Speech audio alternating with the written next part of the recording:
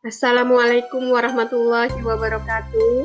Sampurasun, wilujeng enjing barudak, kumaha damang sadayana. Hari ini kita akan belajar tentang wawancara. Wawancara yaitu kegiatan tanya jawab antara yang wawancara dan yang diwawancara. Tujuannya adalah untuk mengumpulkan informasi dari narasumber.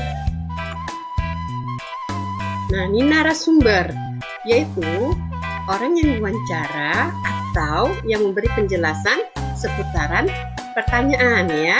Wawancara biasanya dilaksanakan bisa langsung atau lewat telepon.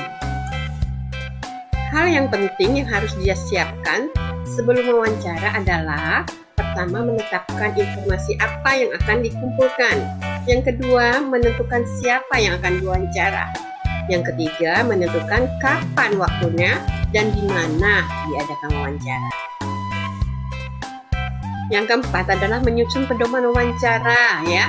Daftar panahnya, itu misalnya naon, saha, iraha, kunaon, di mana, kumaha, di mana, sabaraha. Ada 3 macam wawancara. Pertama, wawancara wartawan, yaitu kegiatan wawancara yang dilaksanakan oleh wartawan. Tujuannya mengumpulkan informasi untuk bahan berita. Yang kedua adalah wawancara penelitian, yaitu wawancara yang dilaksanakan oleh peneliti. Yang ketiga adalah wawancara lamaran pekerjaan, yaitu wawancara perusahaan dengan calon karyawan baru. Alhamdulillah, pelajaran bahasa Sunda hari ini sudah selesai. Insya Allah anak-anak pasti mengerti. Untuk tugasnya buka buku paket halaman 63 nomor 1-5.